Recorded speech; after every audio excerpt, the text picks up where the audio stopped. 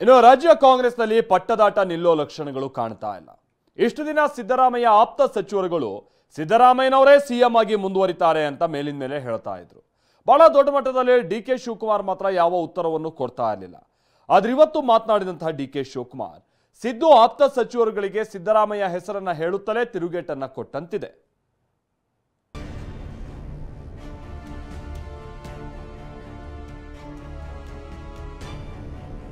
ಅಂದು ಒಂದು ಸಂದೇಶ, ಇಂದು ಮತ್ತೊಂದು ರೀತಿಯ ಸಂದೇಶ. ಈ ಬಂಡೆ ಸಾಯೋ ತನಕ ಸಿದ್ದರಾಮಯ್ಯ ಜೊತೆಗಿರುತ್ತೆ ಅಂತ ಮೈಸೂರು ಹಾಸನದಲ್ಲಿ ಅಬ್ಬರಿಸಿದ್ದ ಇದೇ ಡಿಕೆ ಇಂದು ಕೂಡ ಸಿದ್ದರಾಮಯ್ಯ ನಮ್ಮ ನಾಯಕ, ಎಲ್ಲ ಚುನಾವಣೆಗೆ ಸಿದ್ದರಾಮಯ್ಯ ಬೇಕು ಅಂತ ಹೇಳ್ತಿದ್ದಾರೆ. ಡಿಸಿಎಂ ಇಂದು ಈ ರೀತಿಯ ಸ್ಟೇಟ್ಮೆಂಟ್ ಕೊಟ್ಟಿರೋದು ಕಾದು ಹೊಡೆಯುವ ತಂತ್ರದ ಗುಟ್ಟು ಹೇಳುತ್ತಿದೆ ಅನ್ನೋದ್ರಲ್ಲಿ ಎರಡು ಮಾತೇ ಇಲ್ಲ ನೋಡಿ.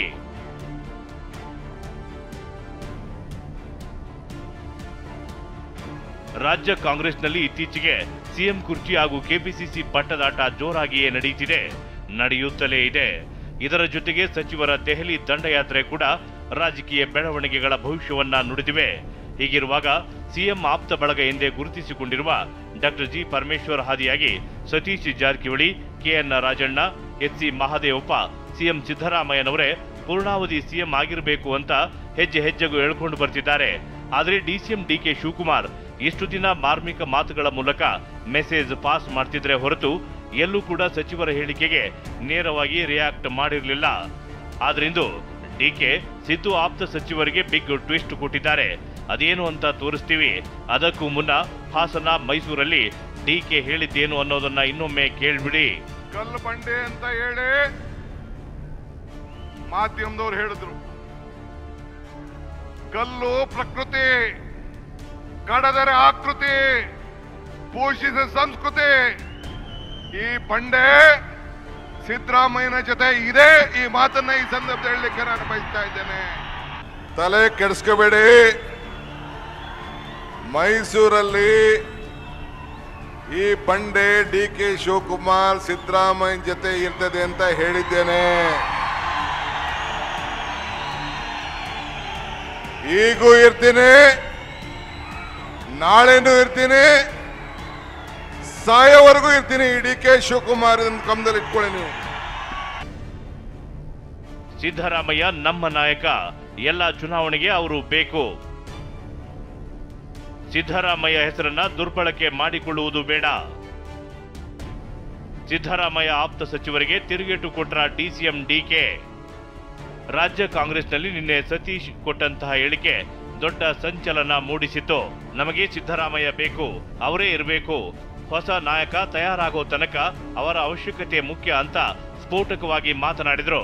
ಸಿದ್ದು ಆಪ್ತರ ಪ್ರತಿ ಮಾತಿಗೂ ತಿರುಗೇಟು ಎಂಬಂತೆ ಡಿಕೆ ಸೈಲೆಂಟ್ ಆಗಿಯೇ ಉತ್ತರ ಕೊಟ್ಟಿದ್ದಾರೆ. ಸಿದ್ದರಾಮಯ್ಯನವರು ನಮ್ಮ ಮುಖ್ಯಮಂತ್ರಿಗಳು, ಈಸ್ ಅವರ್ ಲೀಡರ್. ಎಲ್ಲ ಚುನಾವಣೆಗೂ ಬೇಕು. ಜಿಲ್ಲಾ ಪಂಚಾಯತಿಗೆ ಬೇಕು, ತಾಲೂಕ್ ಪಂಚಾಯತಿ ಬೇಕು, ಅಸೆಂಬ್ಲಿ ಬೇಕು, ಪಾರ್ಲಿಮೆಂಟ್ಗೂ ಬೇಕು. Is our leader. Congress party ಅವ್ರಿಗೆ 2 ಬಾರಿ ಮುಖ್ಯಮಂತ್ರಿ ಕೊಟ್ಟಿದೆ. ಅವ್ರಿಗೇನು ದಿನ ಬೆಳಗ್ಗೆ ಸಾಯಂಕಾಲ ಅವ್ರ ಸುದ್ದಿ ಎತ್ಕೊಂಡು ಅವ್ರ ಹೆಸರನ್ನ ದುರ್ಬಳಕೆ ಮಾಡ್ಕೊಳ್ಳೋದು ಯಾರು ಅವಶ್ಯಕತೆನೂ ಇಲ್ಲ. Is our leader, no doubt, unquestion leader. ಇಡೀ ದೇಶಕ್ಕೆ ಸೆಕೆಂಡ್ ಟೈಮ್ ಒಬ್ಬ ಚೀಫ್ ಮಿನಿಸ್ಟರ್ ಕೆಲಸ ಮಾಡ್ತಾರೆ, ಒಳ್ಳೆ ಕೆಲಸ ಮಾಡ್ತಾ ಇದ್ದಾರೆ. ಅದು ಬಿಟ್ಟು ನಿಮ್ಮ ಮಾಧ್ಯಮಕ್ಕೆ ಸುಮ್ಮನೆ ಹಾರ ಆಗಬಾರ್ದು ಅಂತ ನಾನು ಗೊಂದಲ ಏನಿಲ್ಲ, ಯಾವ ಗೊಂದಲನೂ ಇಲ್ಲ, ಏನಿಲ್ಲ. ಕಾಂಗ್ರೆಸ್ ಪಾರ್ಟಿ ಪ್ರತಿದಿನ ಗಮನಿಸ್ತಾ ಇದೆ. ಡಿಕೆ ಇಂದು ಹೀಗೆ ಮಾತನಾಡೋಕೆ ಹಲವು ಕಾರಣಗಳು ಇವೆ ಅನ್ನೋದು ಮೂಲಗಳ ಮಾತು. ಅವು ಏನು ಅಂತೀರಾ? ಅದನ್ನೇ ಎಳೆ ಎಳೆಯಾಗಿ ತೋರಿಸ್ತೀವಿ ನೋಡಿ.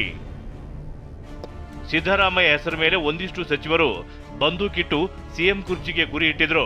ಹೀಗಾಗಿಯೇ ಇಂದು ಡಿಕೆ ಸಿದ್ದರಾಮಯ್ಯ ಹೆಸರು ದುರ್ಬಳಕೆ ಬೇಡ ಅಂತ ತಿರುಗೇಟು ಕೊಟ್ಟಿದ್ದಾರೆ. ಇಷ್ಟೇ ಅಲ್ಲ, ಸಚಿವರ ಹೇಳಿಕೆಗೆ ವಿರೋಧವಾಗಿ ಉತ್ತರಿಸದೆ ಸಿದ್ದರಾಮಯ್ಯ ಪರವಾಗಿ ಮಾತನಾಡಿದ್ದು ಸಿಎಂ ಸಿದ್ದರಾಮಯ್ಯ ನಮ್ಮ ನಾಯಕ ಅಂತ ಹೇಳೋ ಮೂಲಕ ದಾಳ ಉರುಳಿಸಿದ್ದಾರೆ. ಯಾಕಂದ್ರೆ ಒಂದು ವೇಳೆ ವ್ಯತಿರಿಕ್ತ ಹೇಳಿಕೆ ನೀಡಿದ್ರೆ ಮೂರನೆಯವರಿಗೆ ಲಾಭ ಆಗುತ್ತೆ. ಇದರಿಂದ ರಾಜಕೀಯ ಬೆಳವಣಿಗೆಗಳ ಮೇಲೂ ಎಫೆಕ್ಟ್ ಬೀಳಬಹುದು. ಹೀಗಾಗಿ ಗೊಂದಲ ಏನೂ ಇಲ್ಲ ಅಂತಾನೆ ಎಲ್ಲವನ್ನ ಡಿಕೆ ನುಂಗಿಕೊಂಡಿದ್ದಾರಂತೆ.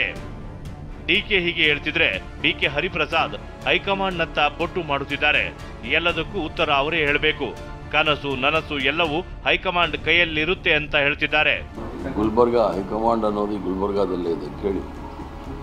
ಅಧ್ಯಕ್ಷರ ಬದಲಾವಣೆ ಸಂಬಂಧಪಟ್ಟಾಗೂ ಎಲ್ಲ ವಿಚಾರವೂ ಕೂಡ ರಾಜಕೀಯವಾಗಿ ಏನೇನು ವಿಚಾರಗಳು ಮಂತ್ರಿಗಳು, ಮುಖ್ಯಮಂತ್ರಿಗಳು ಅಥವಾ PCC ಅಧ್ಯಕ್ಷರು ಮಾತಾಡ್ತಾ ಇದ್ದಾರೆ, ಅದಕ್ಕೆಲ್ಲ ಉತ್ತರ ಉಸ್ತುವಾರಿ ವಹಿಸಿರ್ತಕ್ಕಂಥ ಸುರ್ಜೇವಾಲಾ ಅವ್ರು ಹೇಳಬೇಕು, ಇಲ್ಲ ಹೈಕಮಾಂಡ್ ಮಲ್ಲಿಕಾರ್ಜುನ್ ಖರ್ಗೆ ಅವರು ಹೇಳಬೇಕು. ಖರ್ಗೆ ಸಾಹೇಬ್ರು ಹೇಳಿದ್ದಾರೆ, ಎಲ್ಲ ಬಾಯಿ ಮುಚ್ಕೊಂಡು ಇರಬೇಕು ಅಂತ ಹೇಳಿದ್ದಾರೆ ಅಂತ.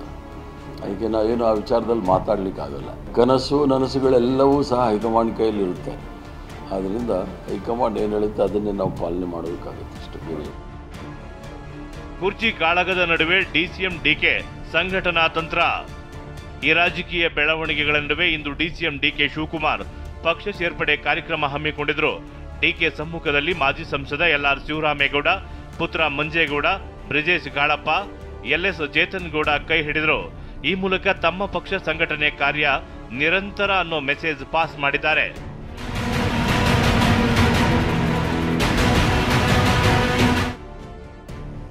ಬೆಂಗಳೂರಿನಲ್ಲಿ ಮೊಳಗಿದ ಮುಂದಿನ CM DK ಎಂಬ ಘೋಷಣೆ. ಪಕ್ಷ ಸೇರ್ಪಡೆ ಕಾರ್ಯಕ್ರಮದ ನಂತರ DCM DK ಶಿವಕುಮಾರ್ ಬೆಂಗಳೂರಿನಲ್ಲಿ ಸಿಟಿ ರೌಂಡ್ಸ್ ಮಾಡಿದ್ರು. ರಸ್ತೆ ಕಾಮಗಾರಿ ಪರಿಶೀಲನೆ ವೇಳೆ ಅಭಿಮಾನಿಗಳು ಮುಂದಿನ ಮುಖ್ಯಮಂತ್ರಿ DK ಅಂತ ಘೋಷಣೆ ಕೂಗಿದ್ರು.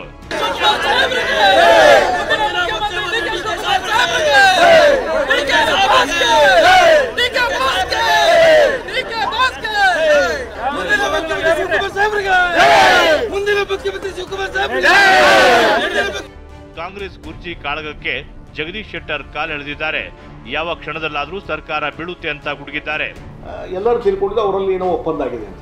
ಬಹುಶಃ ಆ ಒಪ್ಪಂದದ ಉಲ್ಲಂಘನೆ ಈಗ ಆಗ್ತಾ ಇದೆ. ಅದಕ್ಕಾಗಿ DK ಗ್ರೂಪು ಮತ್ತು ಸಿದ್ದರಾಮಯ್ಯ ಗ್ರೂಪು ಇವನ್ನ ಹೇಗಾದರೂ ಮಾಡಿ ಅಧಿಕಾರದಲ್ಲಿ ಮುಂದುವರಿಸಬೇಕು ಸಿದ್ದರಾಮಯ್ಯವ್ರನ್ನ. DK ಗ್ರೂಪ್ನವರು ಹೇಗಾದರೂ ಮಾಡಿ ಸಿದ್ದರಾಮಯ್ಯವ್ರನ್ನ ಬದಿಗೊತ್ತಿ ಅವನ್ನ ರಾಜೀನಾಮೆ ಕೊಡಿಸಿ ಮುಖ್ಯಮಂತ್ರಿ ಆಗಬೇಕಂತ ಹವಣಿಕೆ ಆಗೋದಲ್ಲ. ಈ ಇನ್ನು ಫೈಟಿಂಗ್ದಿಂದಲೇ ಈ ಸರ್ಕಾರ ಕೊಲ್ಯಾಪ್ಸ್ ಆಗ್ತದೆ.